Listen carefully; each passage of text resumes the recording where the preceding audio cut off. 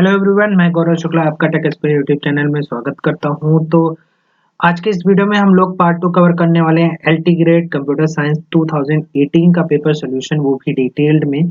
तो हम देखेंगे, अभी तक हमने टोटल 30 क्वेश्चन पार्ट 1 में कवर किया। 30 क्वेश्चन आपको पार्ट 2 में मिलेंगे और बाकी क्वेश्चन आपको अगले पार्ट में मिलेंगे। तो आप हमारे साथ बने रहिएगा और अगर आप इस चैनल पे नए हैं तो चैनल को सब्सक्राइब कर लीजिएगा और आपको अगर ये वीडियो अच्छा लगे तो दोस्तों के साथ शेयर जरूर करिएगा। तो चलिए बिना टाइम वेस्ट किए शुरू करते हैं आज का वीडियो। पहला क्वेश्चन है कि in how many ways can be 8 Indians and 4 Americans and 4 Englishman be seated in a row so that person of same nationality sit together. अब देखो, इस क्वेश्चन को थोड़ा सा समझने का आप लोग ट्राई करिएगा। क्वेश्चन में मेंशन किया हुआ है कि टोटल जो हमारे पास आप देखिए कितने इंडियंस हैं, तो मैं बोलूंगा 8 हमारे इंडियंस हैं, ठीक है, और 4 अमेरिकन्स दिए हुए हैं और साथ ही साथ इसमें 4 इंग्लिशमैन दिए हुए हैं, ठीक है। अब इसको समझते हैं कि कैसे ये लोग एक के बाद एक बैठेंगे, ठीक है। अब देखिए, इसमें हो क्या रहा है कि हम अगर 8 पर्सन को उठा रहे हैं, यानी 8 इंडियन को ले रहे हैं, तो हम इसको 8 तरीके से क्या कर सकते हैं, बिठा सकते हैं। तो फैक्टोरियल 8 हमारा ये हो जाएगा। ऐसे ही हमारा 4 अमेरिकन होगा तो 4 फैक्टोरियल हो जाएगा, और ऐसा ही हमारा 4 इंग्लिश मैन होगा तो ये भी 4 फैक्टोरियल हो जाएगा। अब यहाँ पे देखो, जरूरी नहीं है कि जैसे मैंने हम लोग तीन क्या कहते हैं, एक तरीके से इन 3 तरीकों को बिठा सकते हैं। अगर मान लो पहले में इनको बिठा दिया, दूसरे में मान लो अमेरिकन को और तीसरे में मान लो इंग्लिशमैन को, लेकिन जरूरी नहीं है ना कि इन 3 जैसे मैंने अभी अरेंज किया ऐसे ही अरेंज हो। यानी इन 3 लाइनों को अरेंज करने के लिए भी 3 तरीके हो सकते हैं, यानी 3 फैक्टोरियल हो सकता है। तो टोटल जो इसके जो चांसेस बनते हैं वो हो जाएगा हमारा 3 factorial into 4 factorial into 8 factorial और इंटू 4 फैक्टोरियल, ठीक है। तो ऑप्शन नंबर ए क्या हो जाएगा, इसका करेक्ट हो जाएगा। क्लियर है? आई होप आप लोगों को समझ में आया होगा। चलिए नेक्स्ट क्वेश्चन पे चलते हैं। नेक्स्ट क्वेश्चन हमारा, the total number of words formed by 2 vowels and 3 consonant taken by 4 vowels and 5 consonant. अच्छा क्वेश्चन है, तो समझते हैं। देखो, हमारे पास 4 क्या है, टोटल नंबर ऑफ जो वोवेल्स है कितने हैं, 4 है। तो आपसे पूछ रहा है कि अगर 4 में 2 को चूज करना है और साथ ही साथ आपको 5 कॉन्सोनेंट दिया हुआ है, तो 5 में हमें चूज करना है टोटल कितना, 3। तो सबसे पहले इसको क्या करते हैं, चेक कर लेते हैं। तो आप अगर इसकी वैल्यू निकालोगे तो ये हो जाएगा हमारा 4 फैक्टोरियल और 2 फैक्टोरियल इंटू 2 फैक्टोरियल, ठीक है। और ये हो जाएगा हमारा 5 फैक्टोरियल और ये हो जाएगा 3 फैक्टोरियल इंटू 2 फैक्टोरियल, ठीक है। फिर देखो, अब ये बोला है कि कुल कितने शब्द बनाए जा सकते हैं। देखो, 2 और 3 हम अगर इसको देखेंगे तो कितने हो जाएंगे, ये टोटल 5 हो जाएगा। तो टोटल 5 वर्ड से बनना है तो 5 फैक्टोरियल हो जाएगा ये। तो ये 5 फैक्टोरियल की वैल्यू हो जाएगा, और 5 फैक्टोरियल की अगर आप वैल्यू निकालोगे तो ये हो जाएगा 5 इंटू 4 इंटू 3 इंटू 2 इंटू 1। तो 5 इंटू 4 कितना हो जाएगा, 20, और 20 इंटू 3 यानी ये टोटल आ जाएगा 120, ठीक है। अब ये तीनों मल्टीप्लाई हो जाएंगे। इसकी वैल्यू अगर आप देखोगे तो इसकी वैल्यू कितनी आ जाएगी, 4 इंटू 3 इंटू 2। तो अगर आप इसको देखोगे तो ये 24 आ जाएगा और ये हो जाएगा 2 यानी ये हो जाएगा 6 इंटू, इसमें अगर आप देखोगे तो ये हो जाएगा 5 इंटू 4 और इंटू 3 इंटू 2 और नीचे आ जाएगा 3 इंटू 2 इंटू 2। तो ये हो जाएगा 3 2 से 3 2 कैंसिल हो जाएगा और ये 2 हो जाएगा। तो टोटल आ जाएगा हमारा, ये हो जाएगा 60 इंटू 120। अगर आप इसको देखोगे तो ये हो जाएगा 7200। तो ऑप्शन नंबर क्या हो जाएगा हमारा, सी करेक्ट हो जाएगा। क्लियर है? आई होप आप लोगों को क्वेश्चन समझ में आया होगा। चलिए नेक्स्ट क्वेश्चन में मूव करते हैं। नेक्स्ट क्वेश्चन है, the output of F circuit is given by. अब देखो, यहाँ पे जो एक्स है इसको आपको नोटिस करना है, ठीक है। तो ये हो जाएगा हमारा एक्स और ये भी हो जाएगा एक्स। अब आपको पता है कि जो एक्स एक्सॉर एक्स होता है, इसकी जो वैल्यू होती है वो क्या होती है, 0 होती है। और एक चीज, एक्स एक्सॉर 0 ये कितना होगा हमारा, ये भी हमारा होगा 0। अब अगर आप यहाँ पे देखोगे तो ये आ जाएगा हमारा 0 और इसमें हो जाएगा x, तो ये भी बाय डिफॉल्ट 0 और यहाँ x है तो ये भी बाय डिफॉल्ट क्या हो जाएगा 0 हो जाएगा। तो ऑप्शन नंबर बी क्या हो जाएगा इसका करेक्ट हो जाएगा। क्लियर है ये चीज? ठीक है, आई होप आप लोगों को समझ में आया होगा। देखो ये चीज क्वेश्चन बेसिकली बहुत ही फैक्चुअल क्वेश्चन है, आपको डायरेक्टली केवल ये देखना है कि क्वेश्चन कैसे सॉल्व हो रहा है और इस चीज का आपको ध्यान रखना है। चलिए नेक्स्ट क्वेश्चन मूव करते हैं। विच of the following memory element, इसमें से कौन सा मेमोरी एलिमेंट है?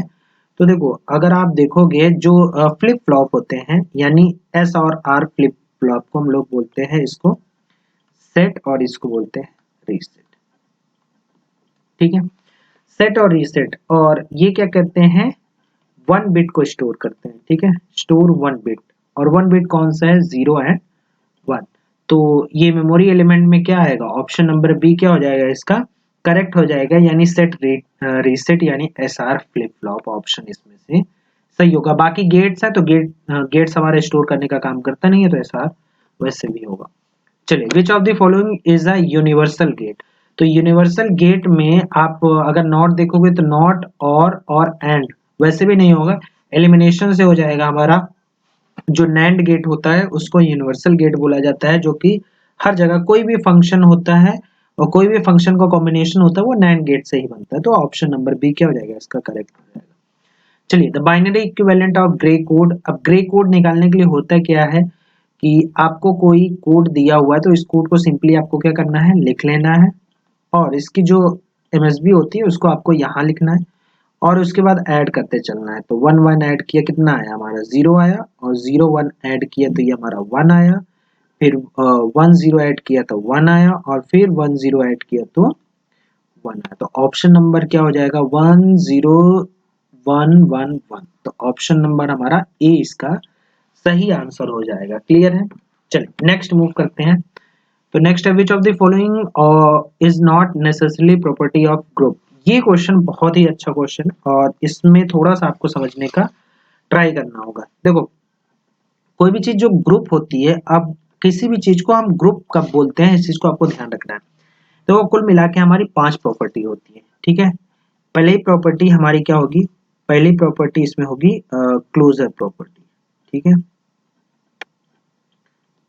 और क्लोजर प्रॉपर्टी क्या बोलता है कि अगर A star B belongs to G, then आप कहोगे A B belongs to G. ठीक है, दूसरी प्रॉपर्टी होती है हमारी एसोसिएटिव लॉ। ठीक है,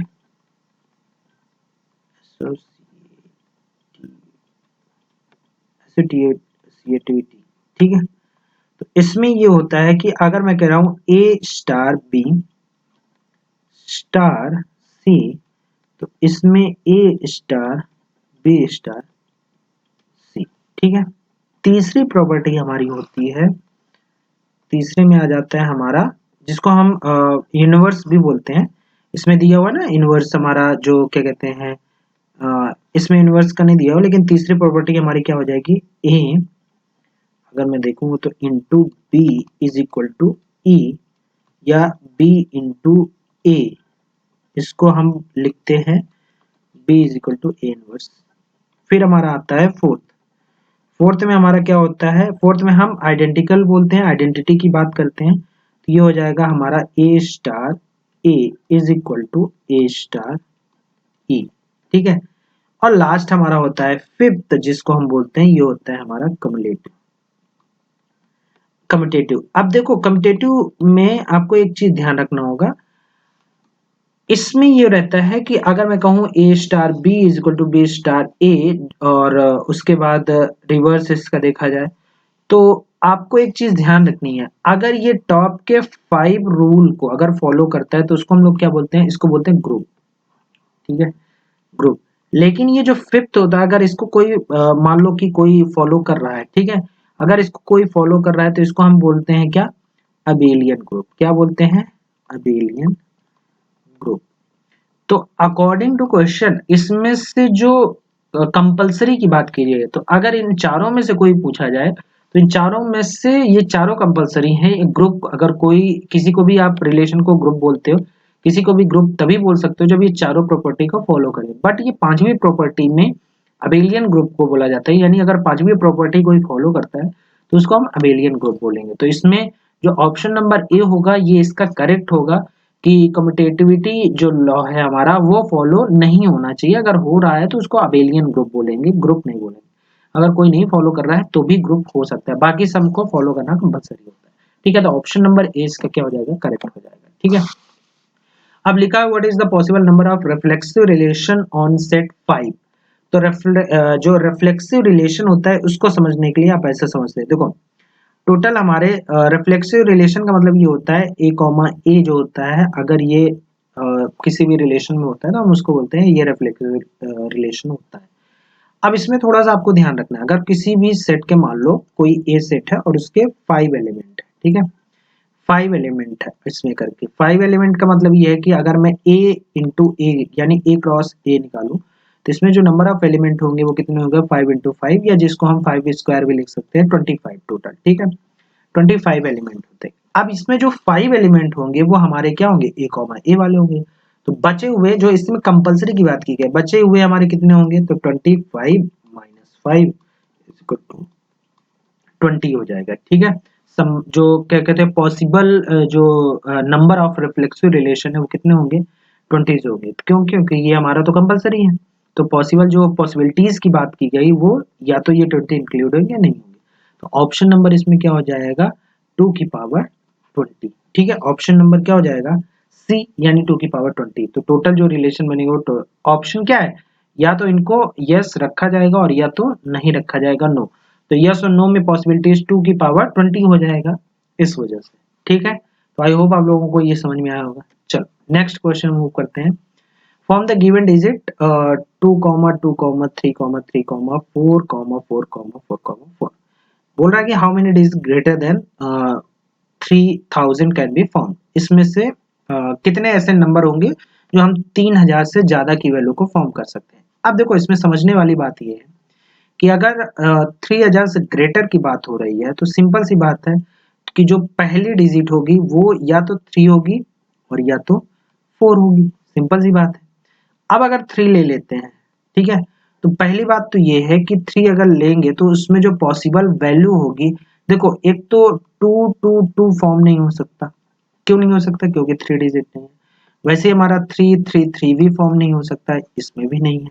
लेकिन हमारा 4 हो सकता है। तो ये दोनों वैल्यू पॉसिबल नहीं है, तो पहली चीज आपको ये याद रखनी है। बाकी अगर आप देखो तो इसको इसमें तीनों वैल्यू रख सकते हैं, सेकंड पोजीशन पे भी तीनों वैल्यू रख सकते हैं, थर्ड पोजीशन पे भी तीनों वैल्यू रख सकते हैं।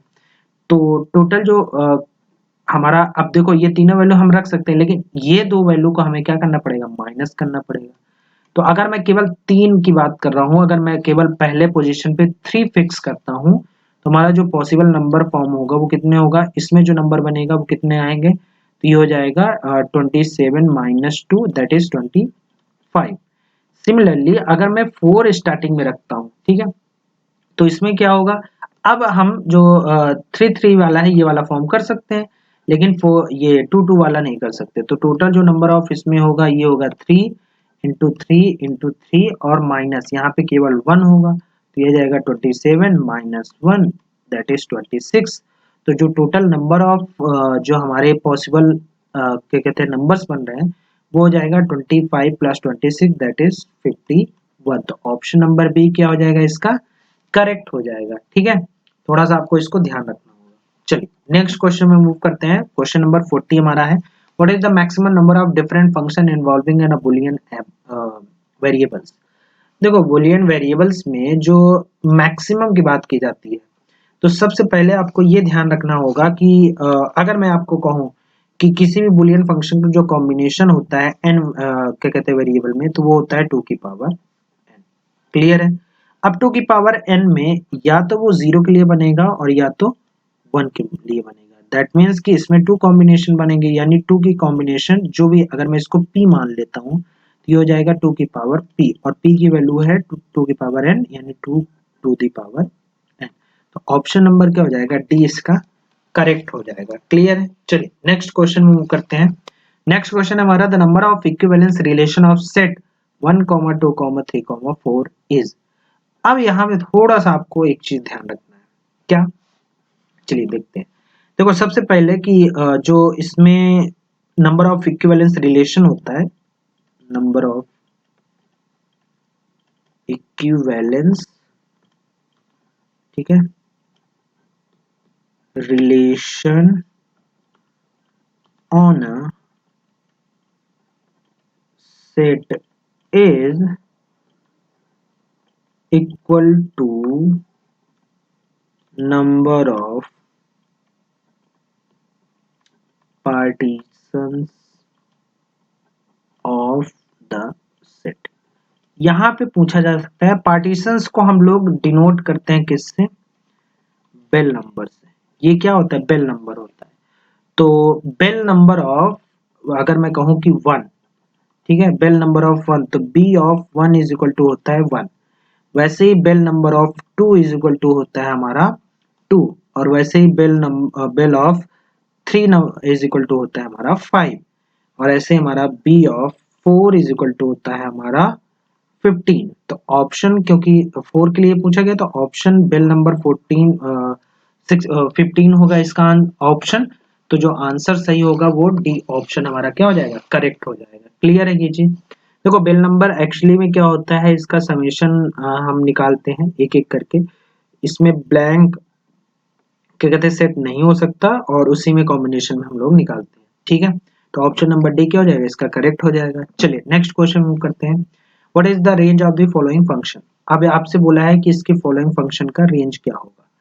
तो दिया हुआ है 4,8, 9,2, -3, -4, ठीक है।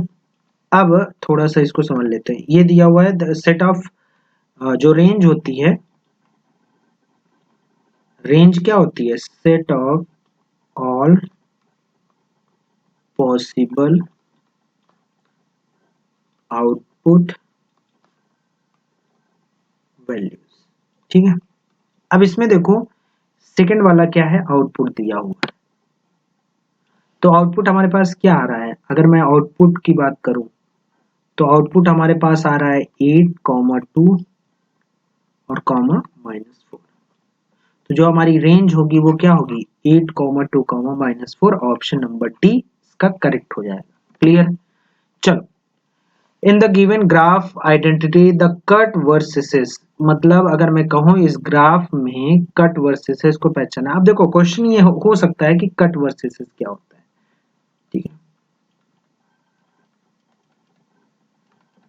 सिंपल सा क्वेश्चन है, कट वर्सेसेस क्या होता है।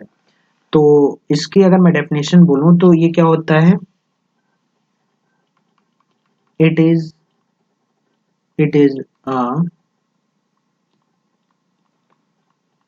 Vertex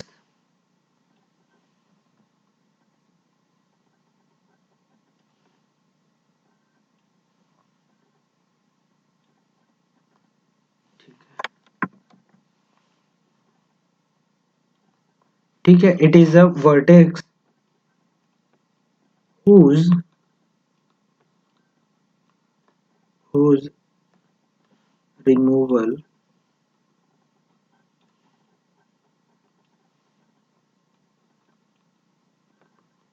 whose removals increases the number of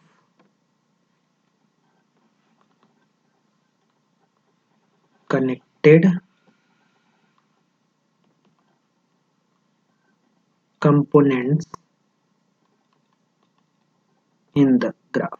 देखो बेसिकली मैं इसको शॉर्ट फॉर्म में बोलूं तो ऐसा बोल सकता हूं कि अगर किसी भी वर्टेक्स को अगर मैं कट कर दूं और उससे ग्राफ डिस्कनेक्ट हो जाए तो हम ऐसे वर्टेक्स को क्या बोलेंगे, कट वर्सेस बोलेंगे। तो देखो इसमें जो ग्राफ कट होगा तो सबसे पहला तो हमारा होगा एक तो बी, बी तो हमारा सामने दिख रहा है, ठीक है। फिर अगर इसकी बात करो तो ये ऑप्शन हमारा सी, अगर बी और सी को हटा दिया जाए तो ये ग्राफ क्या हो जाएगा, डिसकनेक्टेड हो जाएगा। तो इसमें क्या हो जाएगा, ऑप्शन नंबर हमारा डी इसका करेक्ट ऑप्शन हो जाएगा। क्लियर है। चलिए नेक्स्ट क्वेश्चन में मूव करते हैं।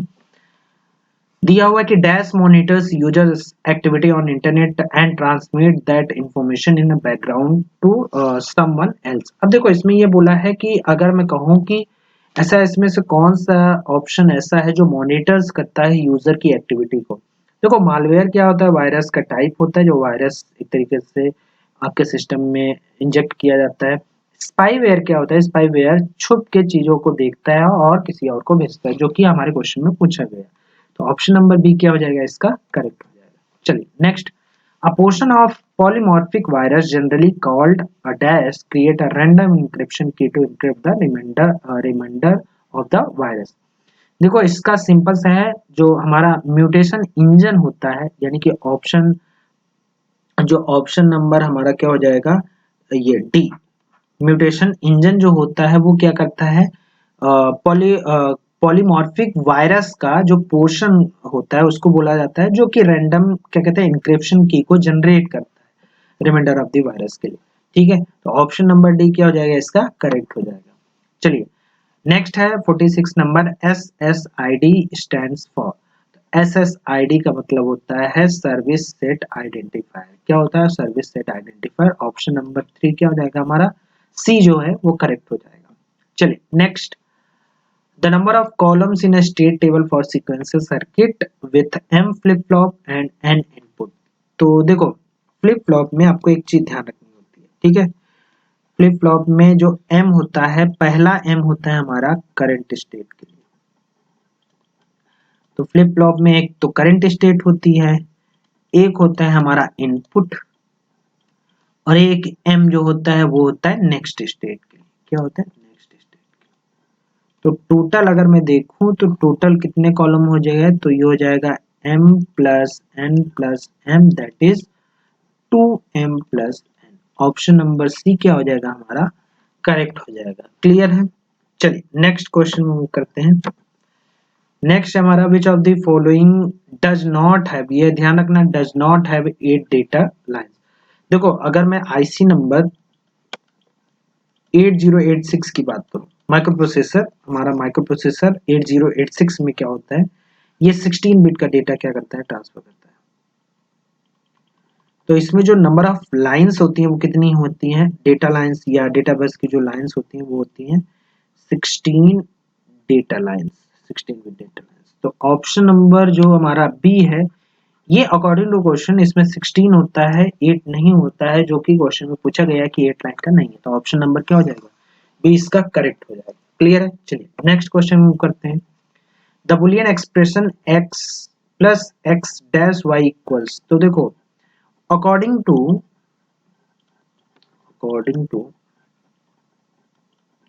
डिस्ट्रीब्यूटिव लॉ, ठीक है,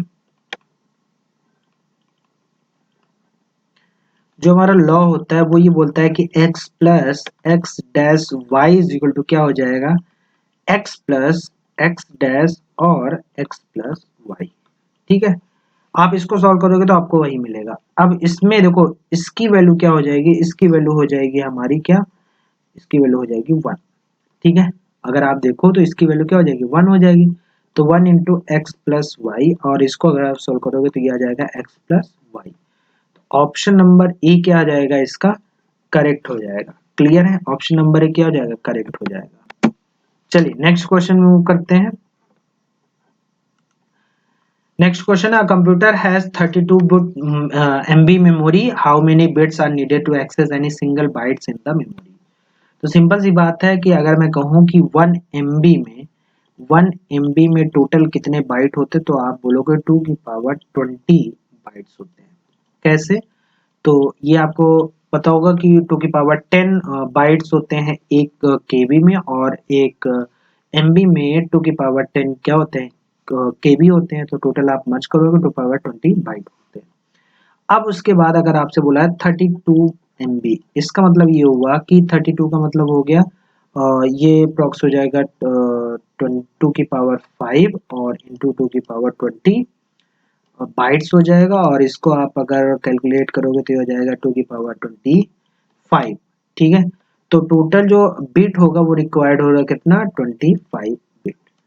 तो इतने बिट की नीड होगी हमें 32 बिट की मेमोरी को यूज करने के लिए। क्लियर है। चलो तो इसका ऑप्शन नंबर ए क्या हो जाएगा, करेक्ट हो जाएगा। चलो नेक्स्ट क्वेश्चन मूव करते हैं। क्वेश्चन नंबर 51 में दिया हुआ है computer has a 128 memory, each word is this computer is of 8 bytes, how many bits are required to address any single word in a memory.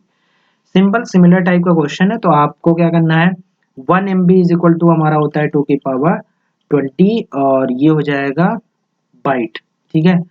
और उसमें दिया है 128, तो 128 MB का मतलब हो गया 2 की पावर 7 और इंटू 2 की पावर 20 बाइट्स, ठीक है। तो टोटल ये हो जाएगा हमारा 2 की पावर 27 बाइट्स। और क्योंकि 8 बाइट्स दिया हुआ है कैरेक्टर का ईच वर्ड का, तो इसको हम डिवाइड कर देंगे 2 की पावर 3 से, क्योंकि 8 होता है, तो ये बचेगा 2 की पावर 24 बाइट्स। इसका मतलब क्या है कि हमारा ऑप्शन होगा 24 बिट्स रिक्वायर्ड होगा, तो ऑप्शन नंबर बी क्या हो जाएगा, इसका करेक्ट हो जाएगा। क्लियर है। चलो नेक्स्ट क्वेश्चन मूव करते हैं। To achieve parallelism one needs a minimum of two processor at least, अगर पैरेलल हमें कोई भी क्या कहते हैं सिस्टम चलाना है तो एटलीस्ट 2 प्रोसेसर हमें चाहिए ही चाहिए होगा, तो ऑप्शन नंबर ए क्या हो जाएगा, इसका करेक्ट हो जाएगा। नेक्स्ट क्वेश्चन है, consider a disk pack with 16 surface, 128 tracks per surface and 256 sector per track and 512 bytes of data are stored in a bit in a serial manner in a sector. The capacity of disk pack and number of bits required specify a particular sector in disks are respectively. आपको capacity बताना है, साथ ही साथ number of bits required करना है कि particular sector को कितना चाहिए। तो देखो इसको कैलकुलेट करने के लिए सबसे पहले कैपेसिटी को हम लोग क्या करते हैं, कैलकुलेट करते हैं। तो कैपेसिटी को कैलकुलेट करने के लिए टोटल नंबर ऑफ जो सरफेस है हमारी वो कितनी है, तो ये हो जाएगा 16। फिर हम देखेंगे टोटल नंबर ऑफ ट्रैक पर सरफेस कितना है, तो 128 है, ठीक है। ये क्या हो जाएगा 128, तो हमने लिख दिया 128 इंटू, फिर दिया हुआ है 256 हमारा सेक्टर पर ट्रैक है, तो हमने इसको मल्टीप्लाई कर दिया। और हर एक ट्रैक में कितना डेटा स्टोर है 512, ठीक है। तो ये हो जाएगा हमारा, ये आ रहा है इतना बाइट पर सेक्टर। अब ऐसा करते हैं, इसको थोड़ा सा देखो डायरेक्टली कैलकुलेशन करने से अच्छा है इसको पावर में लिख लेते हैं। तो ये हो जाएगा 2 की पावर 4 इंटू ये हो जाएगा 2 की पावर 7 इंटू ये हो जाएगा 2 की पावर 8 इंटू 2 की पावर 9, और इसको हम ऐड करेंगे तो ये हो जाएगा देखो 9 और 8 17 और 7 24, ये 28, तो टोटल कितना हो गया 2 की पावर 28, ठीक है। अब देखो होता हो क्या रहा है कि इसमें अगर क्योंकि ये हमारा बाइट में है, तो बाइट से अगर मैं एमबी में कन्वर्ट करना चाहूँ तो क्या करूंगा 2 की पावर 20 से अगर इसको डिवाइड कर दूंगा तो ये आ जाएगा 2 की पावर 8, और 2 की पावर 8 का मतलब हो गया 256 MB, ठीक है। तो पहला तो हमें कैपेसिटी मालूम चल गई, तो ऑप्शन नंबर सी और डी तो हमारा क्या हो गया, रॉन्ग हो गया। लेकिन अभी हम इसका जो क्या कहते हैं बिट कितनी रिक्वायर्ड है उस चीज को देखते हैं। तो जो टोटल नंबर ऑफ सेक्टर होंगे वो कितना होगा, देखो 16 होगा, और साथ ही साथ ये हमारा हो जाएगा 128 और 256 हमारे ट्रैक हैं, तो जो टोटल रिक्वायर्ड होगा वो होगा 2 की पावर 4 इंटू 2 की पावर 7 इंटू 2 की पावर 8। इसको आप कैलकुलेट करोगे तो ये हो जाएगा 17 और 2 की पावर 19, दैट इज 19 बिट हमें क्या होगी रिक्वायर्ड होगी इसके क्या कहते हैं डेटा को एक्सेस करने के लिए। तो इसका मतलब ऑप्शन नंबर ए क्या हो जाएगा हमारा, करेक्ट हो जाएगा। क्लियर है, आई होप आप लोगों को क्वेश्चन समझ में आया होगा। चलो नेक्स्ट क्वेश्चन मूव करते हैं। तो नेक्स्ट है what is the following is not true regarding register, register के अकॉर्डिंग इसमें से कौन सा नहीं ट्रू है, ठीक है। तो इंटरनल स्टोरेज ऑफ सीपीयू, तो सीपीयू का इंटरनल स्टोरेज होता है, तो ये सही है हमारा। कैन होल्ड आइदर डेटा और इंस्ट्रक्शन, बिल्कुल डेटा और इंस्ट्रक्शन को होल्ड करता है। Made up with flip flop, जैसा सेट रिसेट की बात की गई थी, फ्लिप फ्लॉप से बना हुआ है। इसमें लिखा हो can not store intermediate result, तो नहीं, बफर की तरह जो इंटरमीडिएट रिजल्ट होते हैं उनका यूज होता है। तो option number D according to question correct हो जाएगा, मतलब ये रिगार्डिंग टू रजिस्टर ये सही नहीं। चलो नेक्स्ट 55 क्वेश्चन है, while implementing a stack register stack on the pointer register is। अब देखो अगर मैं स्टैक रजिस्टर की बात करता हूँ तो स्टैक रजिस्टर में अगर मैं टॉप के एलिमेंट की बात करूँ तो टॉप एलिमेंट में होता क्या है, अगर टॉप फिल है तो सीधी सी बात है वो क्या करेगा, कोई भी एलिमेंट एक्सेप्ट नहीं करेगा। लेकिन आपको क्या करना पड़ेगा, पहले इसको डिक्रीमेंट करना पड़ेगा, घटाना पड़ेगा या कम करना पड़ेगा पॉइंटर, तब जाके टॉप को वो इंक्रीमेंट करे, मतलब पॉइंट करेगा तो कोई भी वैल्यू उसमें इंसर्ट होगा। तो पहले क्या होगा, decrement during the push operation करने से पहले एक डिक्रीमेंट करेगा, टॉप की जगह खाली करेगा, उसके बाद वहां पे इंप्लीमेंट होगा। क्लियर है ये चीज, ऑप्शन नंबर बी क्या हो जाएगा, इसका करेक्ट हो जाएगा। चलिए नेक्स्ट क्वेश्चन है, zero address instruction are implemented with the help of. तो अगर जीरो इंस्ट्रक्शन की बात करो तो जीरो इंस्ट्रक्शन क्या होता है, स्टैक के थ्रू हमारा इम्प्लीमेंट किया जाता है। ऑप्शन नंबर बी क्या हो जाएगा, इसका करेक्ट हो जाएगा। चलिए नेक्स्ट क्वेश्चन है, प्रोसेसर में जो सुपरवाइजर मोड होता है, यानी switching between supervisor mode and user mode for a processor is usually done by. अब देखो सुपरवाइजर मोड को हम लोग क्या कर्नल मोड भी बोलते हैं। ये जो हमारा सुपरवाइजर मोड है इसको हम लोग क्या बोलते हैं, इसको बोलते हैं कर्नल मोड। ठीक है, तो कर्नल मोड से यूजर मोड में डन किया कौन करता है, तो ये हमारा ऑप्शन नंबर सी क्या हो जाएगा, करेक्ट हो जाएगा, सॉफ्टवेयर इंटरप्ट हो जाएगा। ठीक है, ऑप्शन नंबर सी क्या हो जाएगा, करेक्ट हो जाएगा। चलिए नेक्स्ट क्वेश्चन है, which of the following is used to read control word sequentially from the control memory. तो इसमें से जो कंट्रोल मेमोरी में सीक्वेंस में क्या करता है, सिर्फ एक तरीके से रीड करता है, तो उसमें आपका ऑप्शन हो जाएगा एमपीसी। एमपीसी का मतलब माइक्रो प्रोग्राम काउंटर। ठीक है, तो ऑप्शन नंबर बी क्या हो जाएगा, इसका करेक्ट हो जाएगा। क्लियर है ये चीज। चलो नेक्स्ट मूव करते हैं, which of the following can be used to track the task of a project when estimated a task of the project when estimation of task time is fairly uncertain। जब task time क्या हो, uncertain हो, तो उसमें से इसमें से कौन सा ऐसा है जो टास्क के प्रोजेक्ट को कंट्रोल करता है या फिर एस्टिमेट बनाता है। तो ऑप्शन क्या हो जाएगा इसका, PERL। दैट मीन्स कि ऑप्शन नंबर डी क्या हो जाएगा, इसका करेक्ट हो जाएगा। अगर इसको बात करूं तो ये हो जाएगा प्रोग्राम, ठीक है, इवैल्यूएशन एंड रिव्यू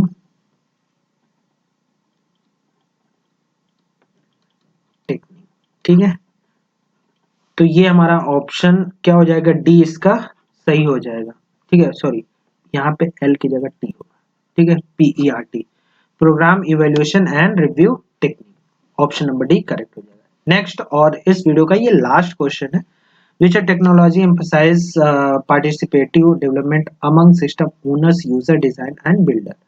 तो इसमें क्या होगा, ऑप्शन नंबर बी इसका सही हो जाएगा, यानी रैड हो जाएगा। रैड का मतलब क्या होता है, रैड का मतलब होता है रैपिड एप्लीकेशन।